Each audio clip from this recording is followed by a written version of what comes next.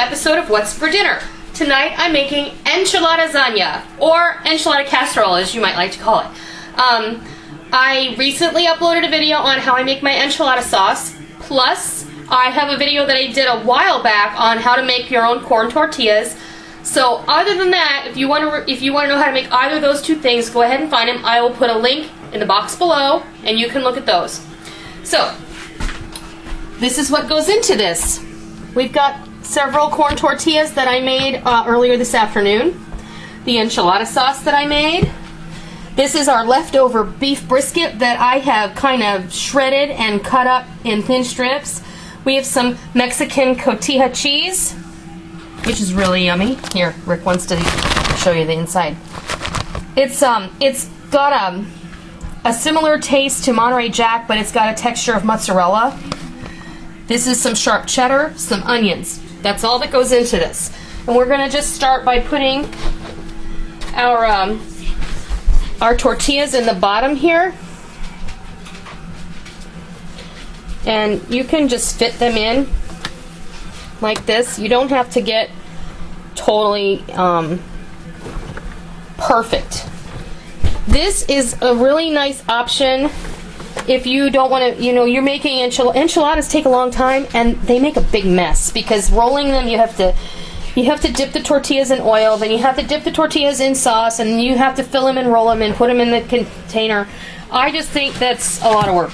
So we're going to take some raw onion that I have diced up, and you said this is called Enchilada-Sagna? I'm going to call it enchilada. Oh, goodness. Sorry. I like to call it Enchilada-Sagna because it's really like an enchilada lasagna. So then we're going to throw some cheddar cheese in here and some of our Mexican cotija cheese. That was our alarm system, by the way. Yeah. More tortillas. And please don't feel like you have to make your tortillas from scratch. The ones that you buy in the store are just fine. Really, they're fine. Put one there. And we'll start the process all over again. Meat, onions, cheese,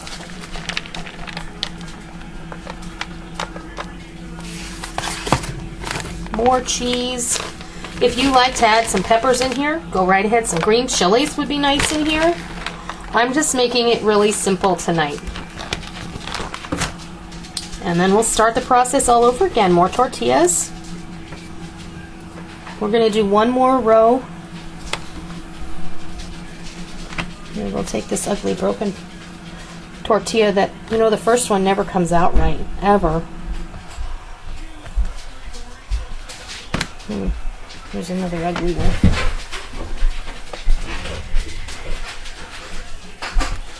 Just as if you were making a lasagna. All ends up in the same place. That's true. And this is all the meat I have left, and this is going to be our last meat layer. So I'm just going to use the rest of the meat here.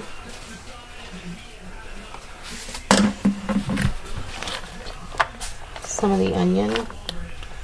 I'm not going to use all that onion though. Just some of this cheese.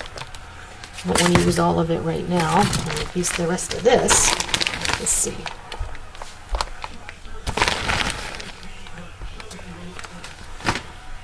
And then we'll top it off with the rest of our tortillas.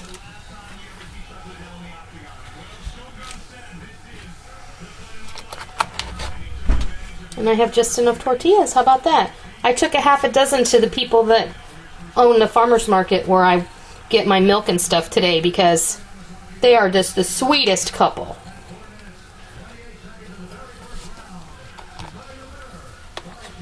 Look at that. Perfection. Alright, so we'll just top this off with some more cheese.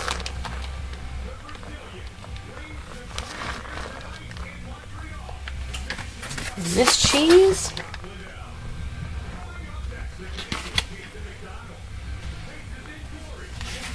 I think, grab a scissor. And this cotija cheese can be called cotija, or it can be called quesadilla cheese. The other kind of cheese is queso fresco. And let me show you what that looks like.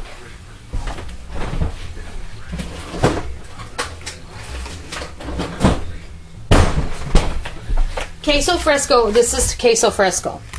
Now, queso fresco is a crumbling cheese. It's more like feta, or it's like the consistency of a blue cheese, but it's very mild. It's not, it doesn't have any, it's not ripened. It doesn't have any mold running through it. You crumbled this over top. So when this comes out of the oven and we serve it, we'll crumble a little of this on top. It just is, it gives a little salty bite. So I'm going to cover this. Oh, crud. I'm going to put my sauce over top. We put some in the bottom. This will drip down in layers. Yes, it will dribble down between the layers. It'll be perfect. And I'm going to get... See, I screwed up again because I'm so unperfect.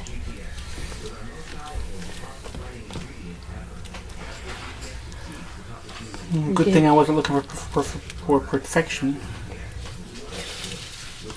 Nobody is perfect. Let's get that down in there. There we go.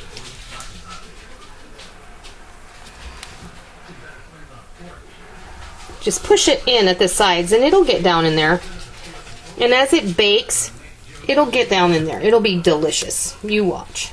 I'm going to save some out though. I've got about a cup left. I'm going to save it out so that when it comes out of the oven, if anybody wants some extra sauce on theirs, it'll be there for them to use. So let me grab my foil.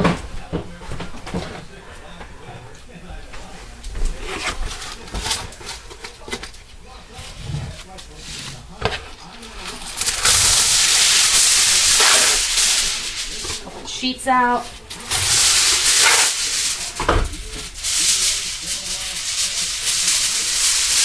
Okay, there we go.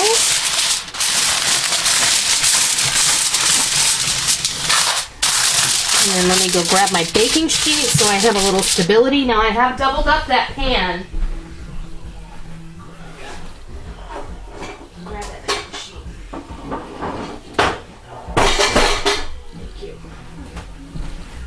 Alright, grab a piece of parchment. Put it in the pan. Alright, I have my oven preheated to 350 degrees. And we're going to stick it in the oven for 30 minutes. In 30 minutes, we'll come back. And I'm going to fix you a plate of Enchilada-Sagna. So I'll be back soon. Okay, it is ready to come out of the oven. Oh, that was an accident. Okay. I did take the foil off, obviously, about 20 minutes ago. All told, this was in the oven about 45 minutes. So let me grab a knife or a metal spatula, and I am going to serve you a piece. And we're eating off paper plates tonight, folks.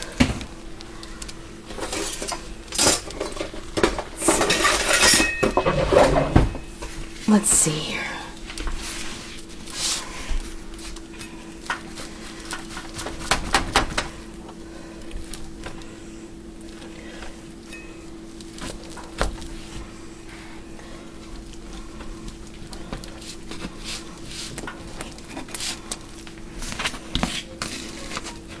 That first piece is always hard to get out.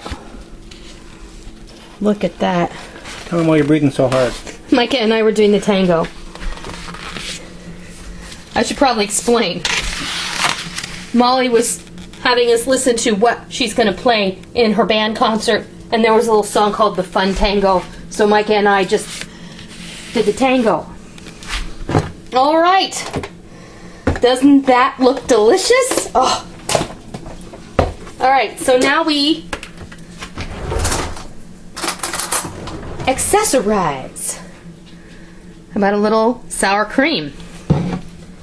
And a little bit of that guacamole that we made.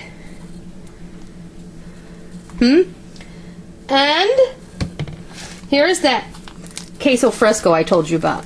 It's very solid, like mozzarella, but you just crumble it over the top.